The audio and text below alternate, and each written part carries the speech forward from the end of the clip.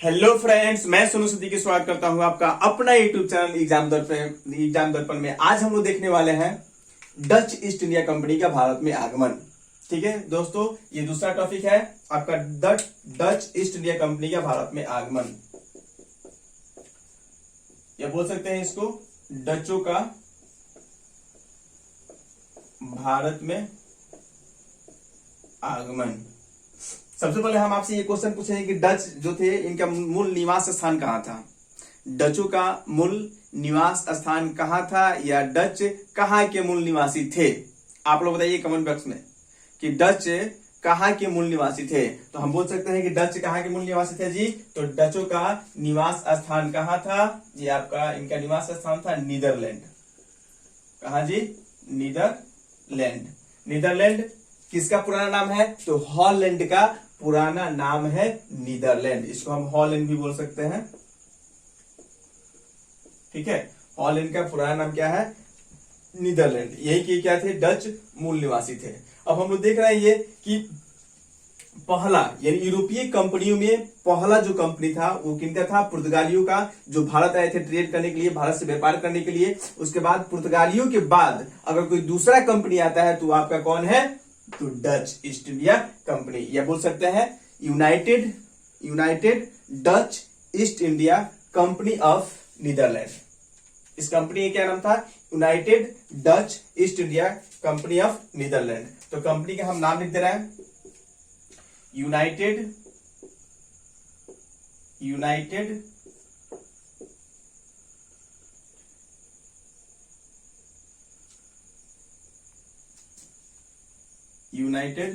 Dutch East India company बोल सकते हैं। United Dutch East India company इसका क्या था? नाम था। अब देखिए हम ये देखेंगे कि भाई पुर्तगाली आए। चलिए हम देख रहे हैं कि वास्को डी गामा ने क्या किया? भारत का खोज किया तो यहां से व्यापार करेगा। ठीक है, क्योंकि उसने इसका खोज किया था। लेकिन डच क्यों है, इसके बारे में थोड़ा सा हम लोग देखेंगे कि डच आखिर क्यों है।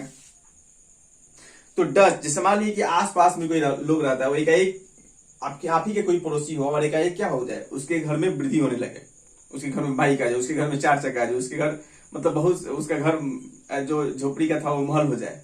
तो आप सोचिए भाई आखिर ये कहां से पूंजी आ रहा है, आखिर पैसा आ कहां से रहा है कि एकाएक इसमें परिवर्तन होने लगा।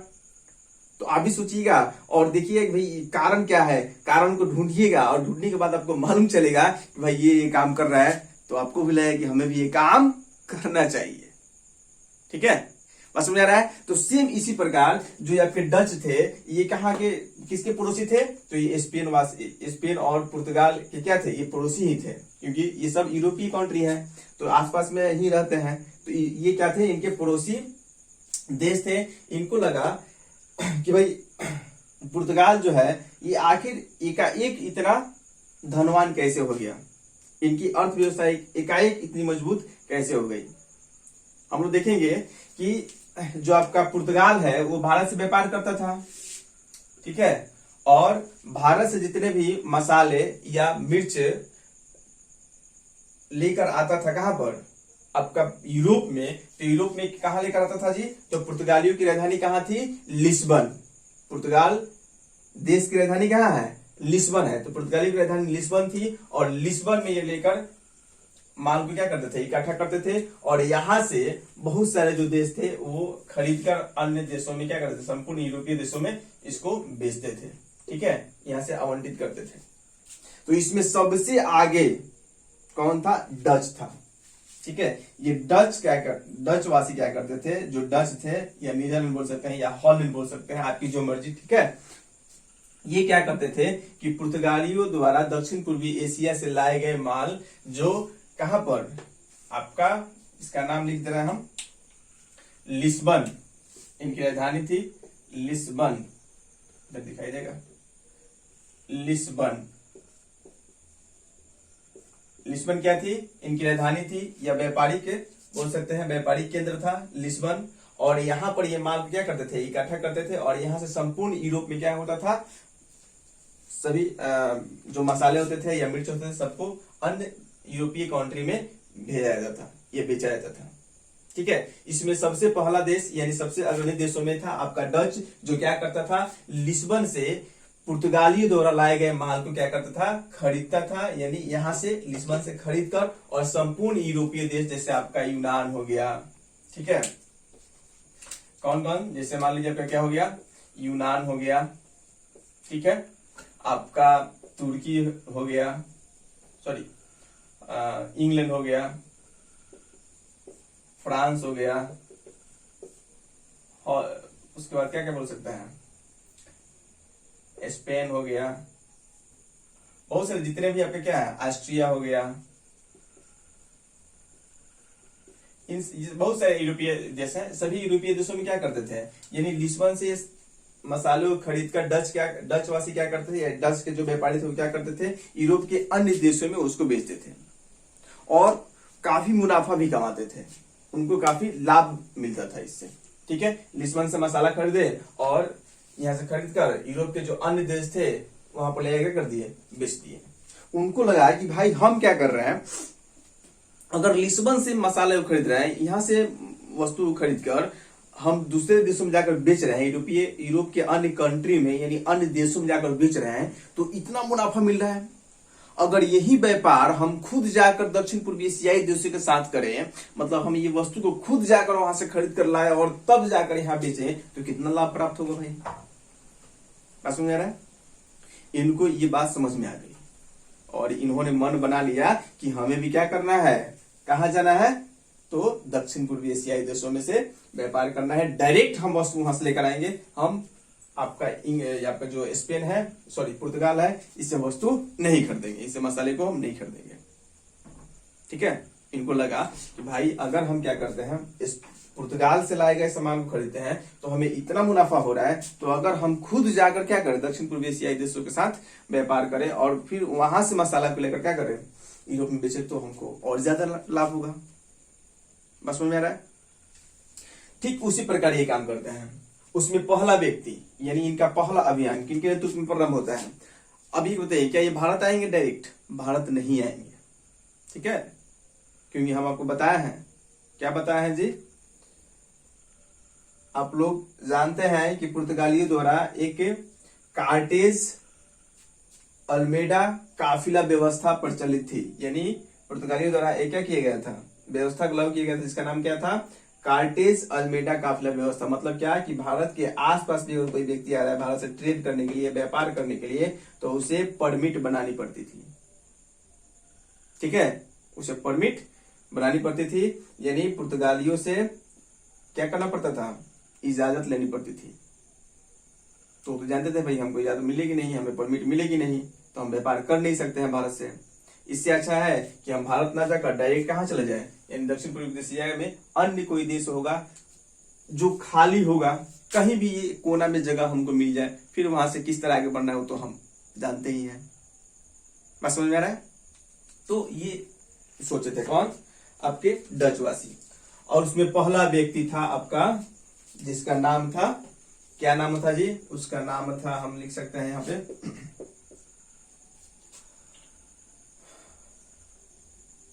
1596 ईस्वी में, 1596 ईस्वी में एक व्यक्ति था जिसका नाम था Cornelius D Houtman. Cornelius D Houtman, Cornelius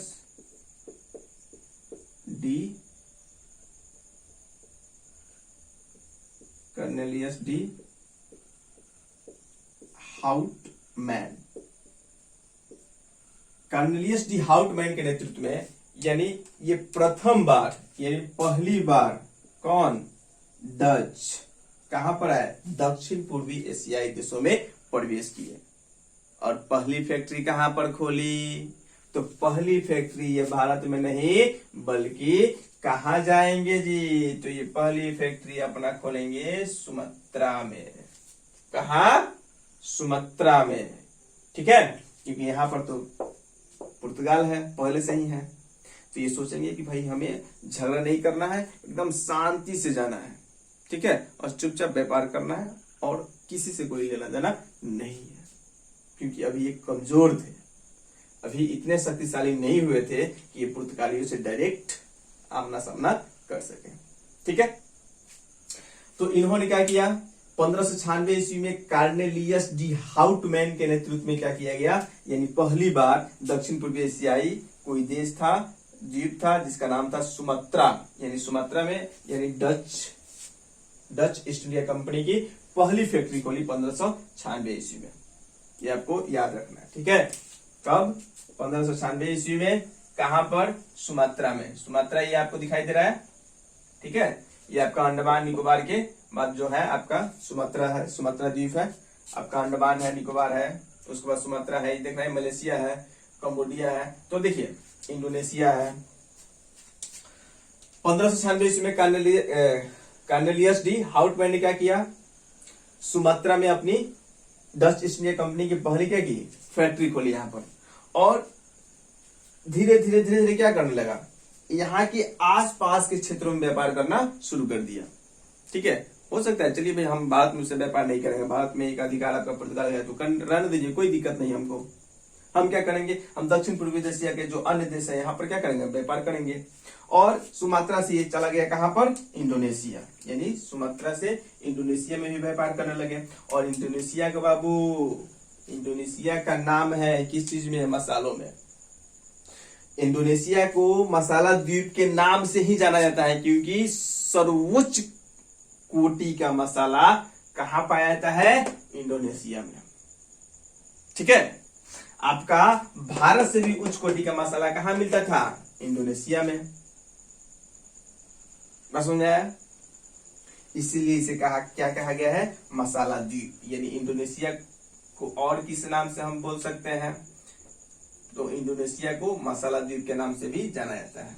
ये क्वेश्चन पूछता है कि मसाला द्वीप के नाम से निम्न में से किस देश को जाना जाता है, मसाला द्वीप। ठीक है, तो मसाला द्वीप किसे कहा गया है जी, तो मसाला द्वीप इंडोनेशिया को कहा गया है। और ये क्या करेगा, देखिए डच काफी चतुर थे, ये गधा नहीं थे, ये काफी चतुर थे। पहले क्या किए, सुमात्रा में अपनी पहली फैक्ट्री खोले 1596 ईस्वी में। उसके बाद आपका इंडोनेशिया में धीरे धीरे व्यापार को क्या करने लगे, अपने व्यापार में वृद्धि करने लगे। और इंडोनेशिया फिर आपका जितने भी दक्षिण पूर्वी एशियाई देश हो गया, जैसे म्यांमार हो गया, थाईलैंड हो गया, लाओस हो गया, वियतनाम हो गया, कंबोडिया हो गया, ठीक है, इन सभी देशों के साथ अपने व्यापारिक संबंध को स्थापित कर लिए। और दिन प्रतिदिन अपने शक्ति में वृद्धि करते गए, सेना को बढ़ाते गए।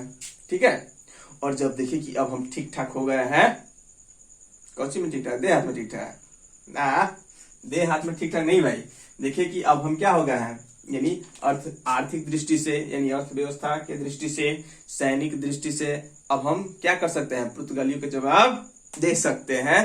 तब इन्होंने सोचा कि अब हमें क्या करना चाहिए, चलिए भारत में देखा जाता है, भारत में देखा जाए। ठीक है, लेकिन अब ये भारत में नहीं आएंगे जब तक कि कहां से ऑर्डर नहीं मिलेगा, वहां से कहां से, अरे भाई डच यानी इंग्लैंड बोल रहा है, आपके नीदरलैंड के सांसद, नीदरलैंड के संसद भवन ने कब एक बिल प्रस्तावित किया, 1602 ईस्वी में। ठीक है, एक प्रस्ताव पेश किया, 1600, भारत दिखाई दे रहा है, 1600 बोल सकते हैं कितना,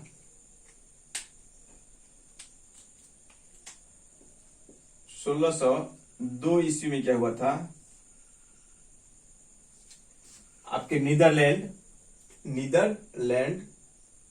के संसद द्वारा एक प्रस्ताव पारित कर, ठीक है, नीदरलैंड के संसद द्वारा एक प्रस्ताव पारित कर यूनाइटेड ईस्ट इंडिया कंपनी को 20 वर्षों के लिए दक्षिण पूर्वी एशियाई देशों के साथ व्यापार करने के लिए क्या कर दी गई, अनुमति दे दी गई। ठीक है, उसमें यह भी कह दिया गया था कि आप भारत पर भी क्या कर सकते हैं, भारत के साथ भी व्यापार कर सकते हैं। बस समझ में आ गया, अब ऑर्डर मिल गया। अब ये 1602 में, तो याद रखिएगा east India Dutch East India United Dutch East India company की स्थापना कब हुई थी, 1602 में। ठीक है, क्वेश्चन ये पूछता है कि United Dutch East India company की स्थापना कब हुई थी, तो United Dutch East India company की स्थापना आपका 1602 ईस्वी में हुआ था। और 1602 ईस्वी में जब इसकी स्थापना हुई थी तो उसमें सदस्य कितने थे कंपनी की देखरेख के लिए, तो इसमें 17 सदस्य थे। कितने सदस्य थे जी? 17 सदस्य थे। ठीक है, कंपनी की देखरेख के लिए। अब तो कंपनी बन गई। अब ये लोग भाई हमें आदेश भी मिल गया है कि हम भारत से व्यापार कर सकते हैं और कंपनी भी मिल गई है। और 20 वर्षों के लिए आदेश कितने वर्षों के लिए मिला था इनको? 20 वर्षों के लिए। 20 वर्षों के लिए 1602 ईस्वी में 20 वर्षों के लिए अनुमति मिली थी कि आप दक्षिण पूर्व एशियाई देशों के साथ क्या कर सकते हैं? व्यापार कर सकते हैं। उसमें भारत भी शामिल था। ठीक है, अब अनुमति तो मिल गई। ये अब क्या करेंगे? वाटर हेग के नेतृत्व में। ठीक है, अब देखिए 1596 में आए। कब? 1596 में आए। 96 के बाद 97, 98, 99, 100, 1, 2 कितने वर्ष हो गए? 6 वर्ष। 6 वर्ष एकदम चुपचाप शांतिपूर्वक। ठीक है, आपके दक्षिण पूर्वी देशों के अन्य देशों में व्यापार के, लेकिन भारत पर नजर नहीं टिका है। यानी भारत की तरफ देखे भी नहीं पलट कर। लेकिन देखे कि अब हम क्या हो गए हैं? ठीक ठाक हो गए हर तरफ से। तो इन्होंने सोचा कि अब हमें क्या करना चाहिए? भारत के साथ व्यापार करना चाहिए, यानी भारत में फैक्ट्री खोलनी चाहिए। अब देखिए होता क्या है, ये कोशिश करेंगे वाटर हेग के नेतृत्व में। सबसे पहले 1603 से 1604, किसी की बुक में 1603 देता है, किसी की बुक में 1604 है। एनसीईआरटी में देखिएगा 1603 से 4 दिया है। तो हम देखेंगे 1603 से 4 में कब? 1603 से 4 में क्या किया जाएगा? वाटर हेग के द्वारा। किसके द्वारा? Water Hague. वाटर हेग के नेतृत्व में 1604 ईस्वी में वाटर हेग के नेतृत्व में सूरत, कहां पर? सूरत, और दूसरा कोरोमंडल। ये क्या है आपका? कोरोमंडल या केरल बोल सकते हैं। कोरोमंडल तट, कोरोमंडल तट, ये क्या? केरल। इनका पहला अभियान था कि नजर कहां था? सूरत और कोरोमंडल यानी केरल तट। लेकिन ये अभियान क्या होता है? 1603 और 4 ईस्वी में इन्होंने सोचा कि हम क्या करें? सूरत में और कोरोमंडल यानी केरल में अपनी फैक्ट्री जमाएं। लेकिन वहां पर ये क्या होता है? असफल हो जाते हैं। ठीक है, क्योंकि पुर्तगाली वहां पर क्या थे? काफी शक्तिशाली थे। और ये असफल हो जाते हैं। पुनः दूसरा आता है, हम लोग देखेंगे वाटर हेग के नेतृत्व में क्या किया? 1603 से 4 में याद रखिएगा सूरत और कहां पर? केरल। सूरत और केरल। देखना है कि 96 में आए थे, इसके पहले कुछ नहीं बोले थे। कब ये बोलते हैं? 1603 से 4 ईस्वी में जब अनुमति पत्र मिल जाती है इनको 1602 में। ठीक है, क्या भारत के साथ व्यापार कर सकते हैं। लेकिन ये आते हैं, चढ़ाई करते हैं केरल और सूरत पर, और इसमें क्या होते हैं? ये पराजित हो जाते हैं। मतलब इनकी जो अभियान हो क्या हो जाती है? असफल हो जाती है। ठीक है, इसके बाद हम लोग देखेंगे 1605 ईस्वी में। कब? 1605 ईस्वी में क्या होता है कि मछलीपट्टनम में देखते हैं कि भाई कि दक्षिण पश्चिमी क्षेत्र में हम सफल नहीं हो पा रहे हैं, तो अभी क्या करते हैं? दक्षिण पूर्वी क्षेत्र में, दक्षिण पूर्वी क्षेत्र की ओर क्या करते हैं? कदम बढ़ाते हैं। और यहां पर 1605 ईस्वी में भारत में डच ईस्ट इंडिया कंपनी की पहली फैक्ट्री खुलती है आपका मछलीपट्टनम। ठीक है, तो क्वेश्चन ये हो सकता है कि डचों की भारत में पहली फैक्ट्री यानी डच ईस्ट इंडिया कंपनी की भारत में पहली फैक्ट्री कहां पर खुली थी? किस स्थान पर? तो याद रखना है कहां पर? मछलीपट्टनम। कब? तो 1605 ईस्वी में। ठीक है, यानी पहली फैक्ट्री 1605 ईस्वी में मछलीपट्टनम में खुली थी। इसके बाद तो भाई ये एक कदम पे कदम बढ़ाते गए और आगे बढ़ते गए। फिर पीछे मुड़ कर नहीं देखेंगे, पीछे मुड़ के साफे नहीं देखेगा ये सब। अब देखिए ना 1605 में मछलीपट्टनम में फैक्ट्री खोली है, 1610 में आपका पुलिकट हो गया, 1616 में आपका सूरत हो गया। ठीक है, तो हम देख सकते हैं पहली फैक्ट्री मछलीपट्टनम, यहां पर लिख सकते हैं प्रथम, फर्स्ट। ठीक है, पहली फैक्ट्री कहां पर, मछलीपट्टनम। उसके बाद दूसरा आपका पुलिकट में 1610 में, फिर सूरत में। उसके बाद तो लाइन लग जाएगा, हर जगह फैक्ट्री खोलना शुरू कर देंगे। ठीक है, चलिए कहाँ कहाँ खोलते हैं थोड़ा सा हम देख लेते हैं, सबका नाम ही लिखते हैं। ये सब नोट कर लिया, स्क्रीनशॉट एक बार ले लीजिए, स्क्रीनशॉट ले लीजिए।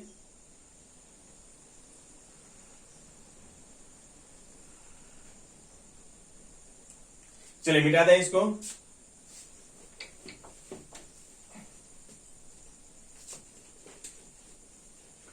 हम लोगों ने क्या देखा अभी कि डच ईस्ट इंडिया कंपनी द्वारा, अगर पूछा जाए कि दक्षिण पूर्वी क्षेत्रों में, डच ईस्ट इंडिया कंपनी द्वारा दक्षिण पूर्वी क्षेत्रों में पहली कंपनी कहां पर खोली गई थी, तो डच ईस्ट इंडिया कंपनी द्वारा दक्षिण पूर्वी एशियाई क्षेत्रों में अगर पहली कंपनी खोली गई थी तो आपका सुमात्रा था। ठीक है, और उसके बाद ये उसके आसपास आपका सुमात्रा हो गया, न्यू गिनिया हो गया, पपुआ हो गया। ठीक है, ये सब छोटे छोटे द्वीप हैं, ये सब पर व्यापार करना शुरू कर दिया। उसके बाद आपका इंडोनेशिया हो गया, मलेशिया हो गया, ठीक है, कंबोडिया हो गया, ये आपका वियतनाम हो गया, थाईलैंड हो गया, लाओस हो गया, म्यांमार हो गया, चीन तक पहुंच गए थे।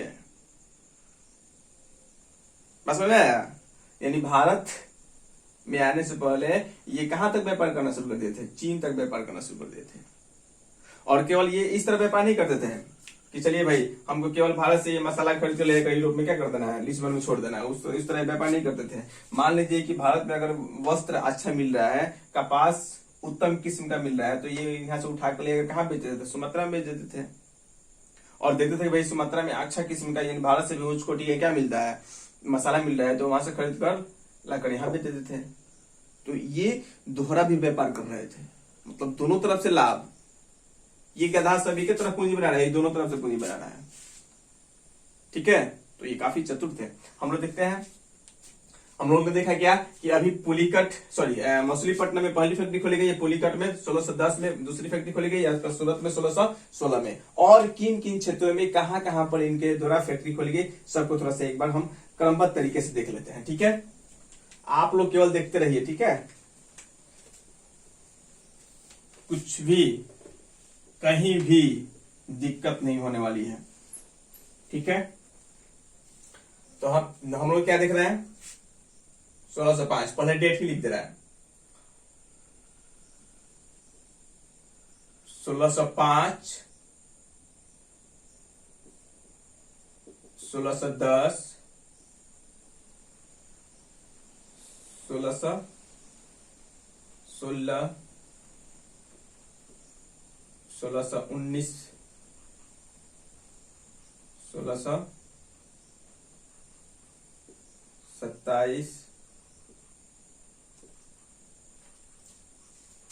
1600। पहले आपको डेट हम याद करवा देंगे, कहां कहां कब खोला गया। आप अभी एकदम इत्मीनान, क्या बोला जाता है, शांतिपूर्वक देखिए इसको, इत्मीनान से। यानी 1605, 1610, 1616, 1619, 1627 और 1627 के बाद क्या हो जाएगा आपका 1641 और 1641 के बाद 1645 और 1645 के बाद आपका 1653, फिर 1658,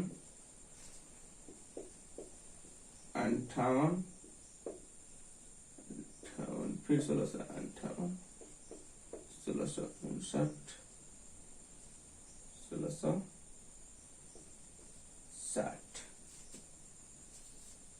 ठीक है, अब देखिए आप लोग ये सोच रहे हैं कि हम खाली मोबाइल नंबर क्या लिख रहे हैं, मोबाइल नंबर नहीं है, माने डेट है, आपको याद करने के लिए हम बताएंगे, याद हो जाएगा, टेंशन मत लीजिएगा। ठीक है, अब देखिए 1616 है, सब में इसको छोड़ दीजिए, सब में 1616 है, इसमें कोई दिक्कत नहीं। पहले हम क्या करते हैं, इसको देख लेते हैं, फिर स्थान लिख देंगे 1616 में कहां पर फैक्ट्री खोला गया, फिर 1610 में इनके द्वारा कहां फैक्ट्री खोली गई, 1616 में यानी डच द्वारा फैक्ट्री कहां पर खोली गई, फिर 1619 में इनके द्वारा फैक्ट्री कहां पर खोली गई। तो ये सब बात में पहले आप लोग क्या करें, इस डेट को याद कर लें, कुछ नहीं है भाई, 16 है तो उसको छोड़ ही दीजिए।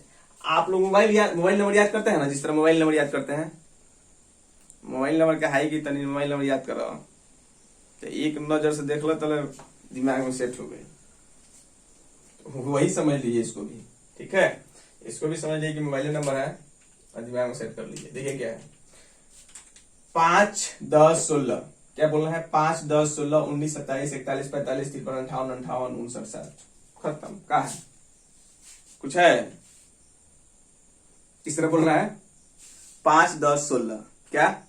5, 10, 16, उसके बाद 19, 27, 41, 45, 53, 4 गो 58, माने 58, 58, 58, 58, 59, 60। बस समझ में आया? अब क्या है इसको समझिएगा। तो 1605 में बाबू क्या होगा? तो 1605 में हम लोग जानते हैं कि 1605 में क्या हुआ था? तो मछलीपट्टनम में पहली फैक्ट्री खुली थी। जानते हैं ना जी कि 1605 में क्या हुआ था? 1605 ईस्वी में मछलीपट्टनम में पहली फैक्ट्री खुली थी। और 1610 में क्या हुआ था? यहाँ पर देखिए पुलिकट हो गया। तो लिखते चल रहे हैं हम लोग यहाँ पे। 1605 में क्या हो जाएगा? ये इधर लिख दिया जाए।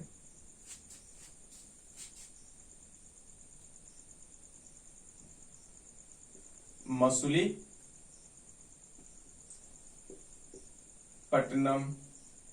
1605। 1610 देखिए तो ये तो तीनों देख रहे हैं, इसी तरह याद होगा। 1610 में क्या होगा? पुलिकट।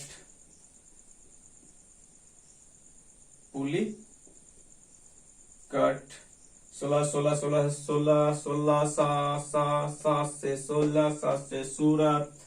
ठीक है, तो 16 में सूरत। यहाँ पर देखिए 16 साल की उम्र में सूरत काफी सुंदर होता है। ठीक है, यहाँ पर देखिएगा। तो 1616 यहाँ पर क्या हो जाएगा? सूरत। और उसके बाद 19 है, तो 19 में क्या हो जाएगा? पुलिकट का नाम सुने होंगे आप लोग। कहां पर है जी? बंगाल में।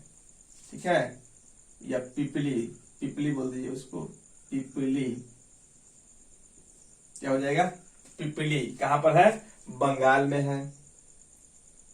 ठीक है, उसके बाद 1627 ये हो जाएगा आपका जकार्ता। क्या हो जाएगा? जकार्ता। 41, तो 41 में क्या हो जाएगा? 41 में क्या होगा भाई? तो 41 में आपका भीमलीपत्तनम हो जाएगा। क्या होगा? भीमलीपत्तनम।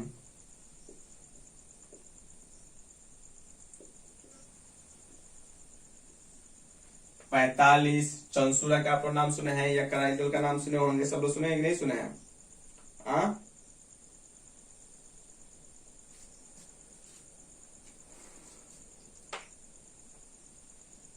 यहाँ पर हो जाएगा आपका चंसुरा।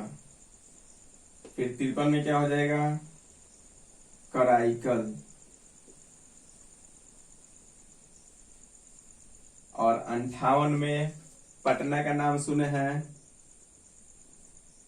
पटना। उसके बाद हो जाएगा बालासोर। बालासोर लिख लीजिए, बालासोर। ठीक है, 58 में, एक 58 में पटना, एक 58 में 1658 में ही ये पटना में फैक्ट्री खोले थे। और 1658 में ही कहां पर फैक्ट्री खोले थे? बालासोर में। फिर 1658 में ही कहां फैक्ट्री खोले थे? एक और जगह है आपका कासिम बाजार।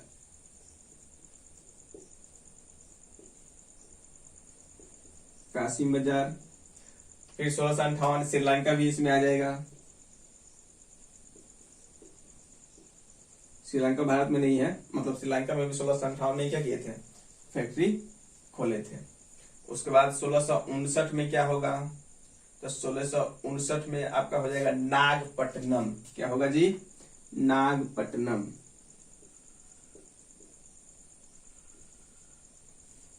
नागपट्टनम। तो देखिए याद क्या करना है आपको? पहले तो डेट को देख लेना है, यानी 5, 10, 16।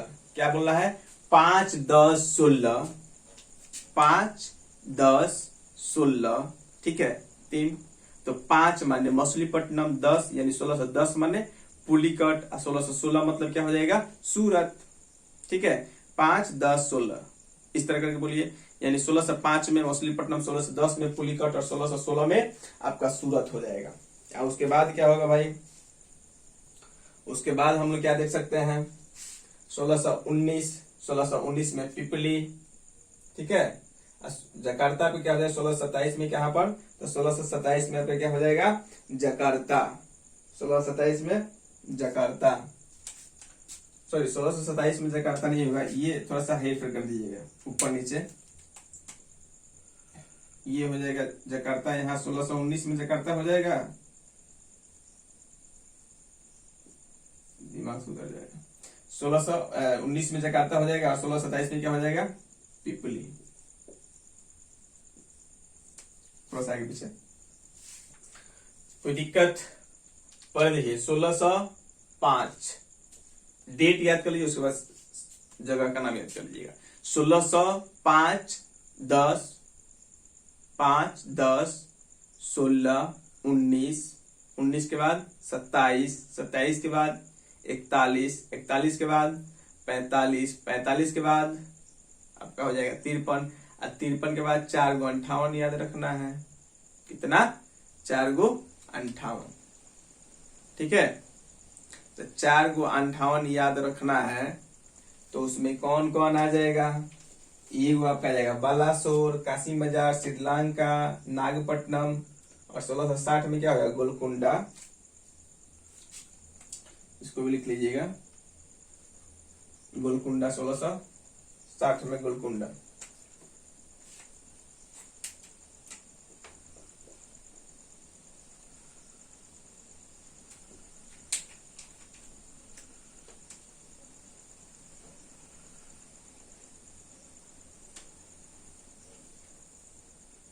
ठीक है, तो ये अब समझिए कि इतने क्षेत्रों पर क्या किया है। देखिए बहुत सारा ऐसा क्षेत्र है जहां पर ये फैक्ट्री हो रही है, लेकिन हम कुछ प्रमुख क्षेत्र को ही क्या कर रहे हैं, यहाँ पर नोट कर रहे हैं। ठीक है, आपको बस ये देख लेना है, इतना काफी है।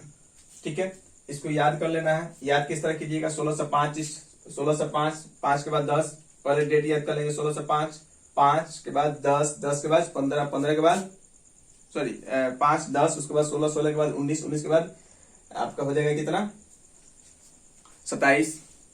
ठीक है, और 27 के बाद कितना हो जाएगा, 41, 41 के बाद क्या होगा 45, 45 के बाद क्या होगा 53, 53 के बाद क्या होगा 58, 58 के बाद क्या होगा 59, 59 के बाद क्या होगा 60। ठीक है, बात समझ रहा है। तो अब ये तो मान लीजिए सन याद हो गया, 1605 10 16 5 10 16 19 27 41 45 53 58 58 58 59 60।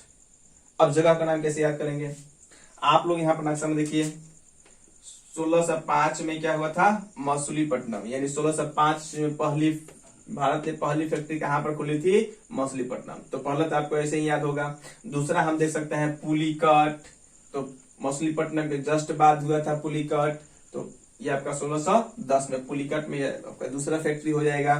फिर ये डच अगला फैक्ट्री कहाँ खोले थे, तो सूरत में कब सफलता मिली थी, 1616 में। तो 1 2 3 इसको अलग कर दीजिए। ठीक है, उसके बाद देखिए जकार्ता, पिपली, भीमलीपट्टनम, चंसूरा और कराईकल। तो आप क्या करिए, 3 को एक साथ ले लीजिए। ठीक है, 3 को एक साथ ले लीजिए, जकार्ता, पिपली, भीमलीपट्टनम, जकार्ता, पिपली और भीमलीपट्टनम। तो देखिए यहाँ पर 5 10 16 है, उसके बाद क्या हो जाएगा 19 27 41, 19 27 41, यानी जकार्ता, पिपली, भीमलीपट्टनम 19 यानी 1619 1627 और 1641।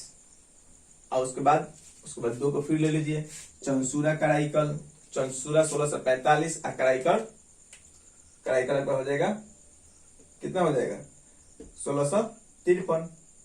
और उसके बाद तो कुछ याद नहीं करना है, ये 4 को करना हुआ है, चारों एक साल में हुआ था, यानी 1658 पटना 58 है। तो आपका पटना, बालासोर, कासिम बाजार और श्रीलंका, पटना, बालासोर, कासिम बाजार और श्रीलंका, पटना, बालासोर, कासिम बाजार और श्रीलंका, ये क्या हो गया था, इन सब पर अपना फैक्ट्री खोल लिए। उसके बाद देख सकते हैं नागपट्टनम 1659 में, नागपट्टनम में भी क्या हो गया, इनका फैक्ट्री खुल गया। गोलकुंडा में भी क्या 1660 से 62 में यहाँ पर भी क्या हो गया, इनकी फैक्ट्री खुल गई। तो इस तरह से देख रहे हैं ना, मात्र एक ही कदम ये आगे बढ़ाए थे मछलीपट्टनम में।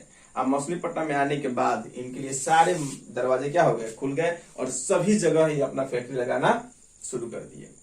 ठीक है,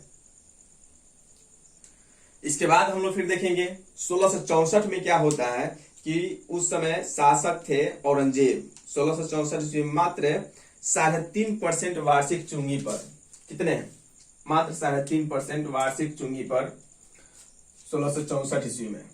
कब? 1664 ईस्वी में मात्र 3.5%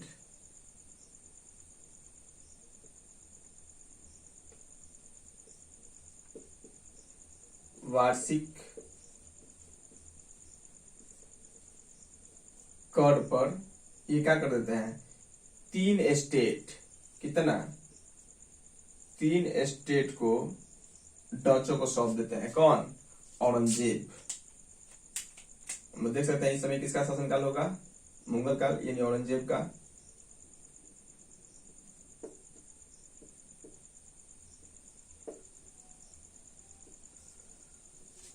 औरंगजेब का कौन कौन, तो आपका एक हो जाएगा बिहार,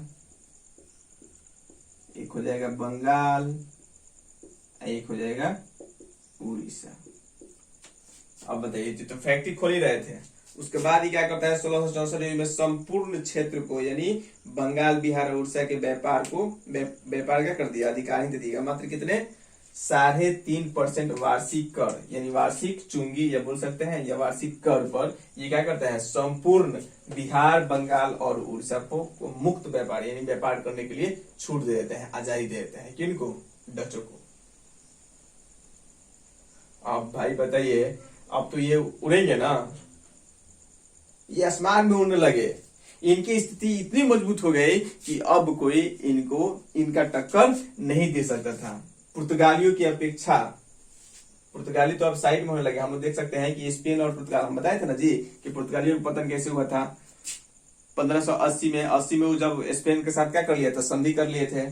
संधि के परिणाम स्वरूप यानी पुर्तगालियों से दिन पर दिन क्या होने लगी, कमजोर होने लगी थी, और स्पेन वासी उनको दबाना शुरू कर दिए थे। और 10 तो आया 1590 ईस्वी में, तो उनका पत्ता और क्या कर दिया, साफ ही कर दिया। अब देखिए ना, इन सभी जहां जहां उनकी फैक्ट्री थी, इन सभी जगहों पर किनका फैक्ट्री हो गया, अब डचों की फैक्ट्री खुल गई है। उसके बाद ये औरंगजेब क्या कर देता है, औरंगजेब जो है 1664 ईस्वी में एक फरमान जारी करता है, और उस फरमान के तहत यानी बिहार, बंगाल और उड़ीसा, इन तीनों स्टेट को मात्र 3.5% वार्षिक चुंगी पर स्वतंत्र व्यापार करने को दे देता है। ठीक है, अब स्वतंत्र व्यापार करने का अधिकार किनको मिल गया, आपके डच को। लेकिन ये एक और इसमें इंपॉर्टेंट चीज है, देख सकते हैं 200 वर्षों में, कितने, 200 वर्षों में मात्र एक डच ही ऐसे व्यापारी थे जो अपने शेयर धारकों को 18% प्रॉफिट देता था। प्रॉफिट का अपना 18% शेयर धारकों को, यानी जो कंपनी में हिस्सेदारी लिए थे, कंपनी के हिस्सेदारों को 18% देता था।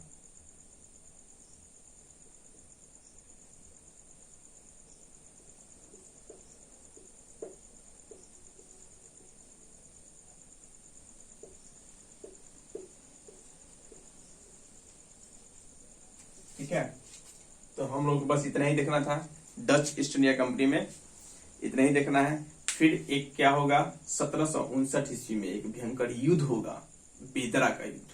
कौन सा युद्ध होगा जी, 1759 ईस्वी में बेदरा का युद्ध होगा, और उस युद्ध में अंग्रेज डच को बुरी तरह से क्या कर देंगे, लताड़ देंगे, यानी बुरी तरह से पराजित करेंगे, और उसके बाद ये बेचारे फिर उठेंगे नहीं। यानी डच वहां पर क्या होते हैं, हार जाते हैं बेदरा के युद्ध में। 1700, याद रखिए बहुत अच्छा क्वेश्चन है। ठीक है, 1759 ईस्वी में बेदरा का युद्ध होता है। कौन सा युद्ध, बेदरा का युद्ध। और उस युद्ध में ये काफी निर्णायक युद्ध होता है, और इस युद्ध में क्या होता है, डच हार जाते हैं। डच क्या हो जाएंगे, डच हार जाएंगे, और हारने के बाद भारत से इनका पत्ता क्या हो जाएगा, गोल हो जाएगा। अब दूसरा शक्तिशाली यानी दूसरे शक्ति उभर कर आएंगे, कौन, अंग्रेज। ठीक है, तो हम लोग नेक्स्ट वीडियो में उनके बारे में पढ़ेंगे। चलिए एक बार हम लोग फिर एक बार रिवीजन कर रहे हैं। ठीक है, सबसे पहले क्या होगा, यानी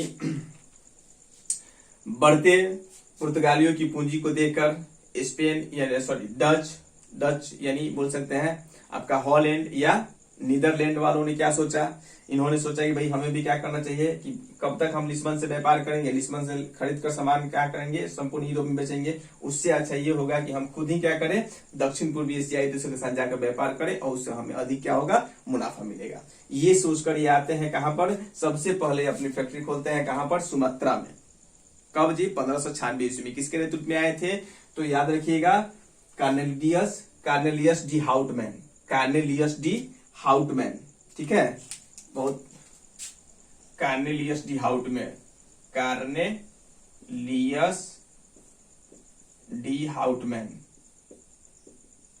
बताए थे आप लोगों को, यानी कार्नेलियस डी हाउटमैन क्या के नेतृत्व में इनकी सेना आती है और सुमात्रा में यह क्या कहता है 1596 ईस्वी में। कब, 1596 ईस्वी में प्रथम क्या होता है, पहली फैक्ट्री दक्षिण पूर्वी एशियाई देशों में खुलती है, ठीक है। उसके बाद क्या हुआ था, तो इसके बाद हम लोग देख सकते हैं कि ये लगभग अपने आसपास के जितने भी देश होंगे, जैसे न्यू गिनिया हो गया, पपुआ हो गया, मलेशिया हो गया, इसके आसपास में जितने भी कंबोडिया, थाईलैंड, लाओस, ये सबसे व्यापार करना शुरू कर देते हैं। और व्यापार करने के बाद जब इनकी स्थिति दिन पर दिन क्या होने लगती है, मजबूत होने लगती है, ये अपने जो पैसा कमाते थे वो अपने आप ही अपनी सेना पर खर्च करते थे, सेना को मजबूत करने के प्रयास में जुटे हुए थे, ठीक है। और देख रहे थे कि हम जब क्या हो रहा है, मतलब काफी स्थिति हमारी सुधर गई, हम ठीक हो गए हैं, मजबूत हो गए हैं, लड़ाई लड़ सकते हैं, तब ये क्या करते हैं, उसी समय 1602 ईस्वी में, यानी कहा 1602 ईस्वी में हम देख सकते हैं कि डच के सांसद द्वारा क्या किया जाएगा, एक प्रस्ताव पारित किया गया जिसमें इन कंपनियों को, यानी डच ईस्ट इंडिया कंपनियों को क्या किया गया, 20 वर्षों के लिए दक्षिण पूर्वी एशियाई देशों के साथ व्यापार करने की अनुमति दे दी गई। कितने वर्षों के लिए, 20 वर्षों के लिए दक्षिण पूर्वी एशियाई देशों के साथ भारत के साथ भी क्या कर दिया गया, व्यापार करने की अनुमति दे दी गई। जब व्यापार करने की अनुमति दे दी गई 1602 ईस्वी में, इसमें सदस्य कितने थे उस समय, तो 17 सदस्य थे, ठीक है। और पूंजी जब कंपनी बनी थी उस समय कितना पैसा लगा था कंपनी में, तो बोल सकते हैं 6500 गिल्डर, 6500 गिल्डर, याद रखिएगा। उस समय उनकी मुद्रा थी, बोल सकते हैं 6500 गिल्डर, ये मिस्टेक हो रहा था, भूल गए थे, यानी 6500 गिल्डर जब कंपनी बनी थी उस समय कुल पूंजी थी कंपनी की 6500 गिल्डर, ठीक है। कंपनी बन गई 1602 ईस्वी में, इसमें सदस्य कितने थे आपका 17, कब कितने वर्षों के लिए इजाजत मिली थी, 20 वर्षों के लिए। उस समय वाटर हेग, हम बताए थे, वाटर हेग के नेतृत्व में क्या किया गया, यानी 1603 से 4 ईस्वी में सूरत और कोरोमंडल यानी केरल में अभियान चलाया गया कि भाई चलिए इस पर क्या किया जाए, कंपनी खोला जाए, लेकिन ये क्या होते हैं, पराजित हो जाते हैं, कोई फायदा नहीं होता है। उसके बाद यानी दक्षिण पश्चिमी क्षेत्र को छोड़कर ये दक्षिण पूर्वी क्षेत्र पर भिड़ते हैं और 1605 ईस्वी में इनकी पहली सफलता मिलती है कहां पर, यानी मसूलीपट्टनम में। तो भारत में डचों द्वारा पहली फैक्ट्री कहां पर खोली गई, तो भारत में डचों द्वारा पहली फैक्ट्री आपको कहां पर खोली गई, बोलिए, मसूलीपट्टनम में। कहां पर, मसूलीपट्टनम में 1605 ईस्वी में पहली फैक्ट्री खोली गई, ठीक है। उसके बाद ये 1610 ईस्वी में अपनी दूसरी फैक्ट्री खोलते हैं पुलिकट में। उसके बाद आपको देख लेना है, अब तो फैक्ट्री की लाइन ही लग जाएगी, यानी 1605 में मसूलीपट्टनम, 1610 में पुलिकट, सूरत में 1616 में सूरत, उसके बाद 1619 में जकार्ता, 1627 में पिपली, 1641 में क्या हो जाएगा भीमलीपट्टनम, 1645 में क्या हो जाएगा सूरत, 1653 में कराईकल, 1658 में काशी बाजार, फिर 1658 में आपका पटना, फिर 1658 में आपका बालासोर, ठीक है, फिर 1658 में आपका श्रीलंका, फिर आपका हो जाएगा 1659 में आपका नागपट्टनम और 1660 में गोलकुंडा। भारत में पुर्तगालियों द्वारा, ये भी याद रखिएगा कि भारत के पटना में, ठीक है, काशी में आपका भारत के पटना में क्या किया था, इनके द्वारा हम बोल सकते हैं काशी में रेशम बनाने का उद्योग स्थापित किया गया था। डच ईस्ट इंडिया कंपनी द्वारा कासिम बाजार में स्वयं रेशम बनाने का उद्योग लगाया गया था, जिसमें 3000 श्रमिक क्या कर रहे थे, काम कर रहे थे। कासिम बाजार की बात कर रहे हैं, कासिम बाजार में उद्योग कपड़ा बनाने का उद्योग लगाया गया था, किनके द्वारा, कहा गया कासिम बाजार में, ठीक है। तो ये भी याद रखना है। 1600 उसके बाद क्या होता है, जब ये सभी जगह कंपनी खोलने लगते हैं तो भाई और मुझे लगता है भाई तो बहुत बढ़िया है, मुनाफा भी हमको काफी देगा। तो ये मात्र 3% के वार्षिक चुंगी पर बिहार, बंगाल और उड़ीसा में स्वतंत्र व्यापार करने की अनुमति दे देते हैं। ठीक है, बस यही कुछ था पढ़ने का। और देख सकते हैं ये 20 वर्षों में, यानी जो डच वासी थे, यानी डच में जितने भी हम लोग सदस्य जो थे, यानी इस कंपनी जितने भी सदस्य होते थे, उनको सबसे यह ज्यादा प्रॉफिट देने वाली कंपनी थी। 200 वर्षों में सबसे ज्यादा प्रॉफिट देने वाली कंपनी कौन थी? तो आपका डच ही था। ठीक है, फिर यानी होता क्या है, 1759 ईस्वी में, कब? 1759 ईस्वी में एक युद्ध होता है। कौन सा युद्ध? अभी हमने बताया था, बेदरा का युद्ध। और इस बेदरा का युद्ध जो होता है, ये काफी निर्णायक युद्ध होता है। और इसमें डच क्या हो जाएंगे? डच वासी इसमें पराजित हो जाएंगे, हार जाएंगे। और यही हार समझिए कि उनके लिए भारत से पतन, यानी भारत से उनकी क्या हो जाएगी? पत्ता साफ हो जाएगी। और यहाँ से अंग्रेज अब भारत में क्या करेंगे? चढ़ाई करेंगे। और जो अंग्रेजों के बारे में पढ़ना होगा हम लोग नेक्स्ट टॉपिक में, यानी पढ़ेंगे ब्रिटिश ईस्ट इंडिया कंपनी का आगमन। ठीक है, आप लोगों को इस चैप्टर में जो भी समस्या हो, आप लोग कृपया करके कमेंट बॉक्स में अपनी राय जरूर दें। अगला टॉपिक हम लेकर आएंगे ब्रिटिश ईस्ट इंडिया कंपनी। और आप लोगों से यह मेरी बार बार विनती है कि आप लोग कृपया करके इस चैनल को जितना हो सके उतना सब्सक्राइब कीजिए, शेयर कीजिए और लाइक कीजिए, ताकि यानी मनोबल बढ़ा रहे। और मनोबल बढ़ता है, आदमी लाइक और सब्सक्राइब को देखकर मनोबल बढ़ा रहता है, और उसके द्वारा पढ़ाने में भी क्या होता है? मन लगता है। ठीक है, जय हिंद दोस्तों, फिर कल मिलेंगे। Good bye.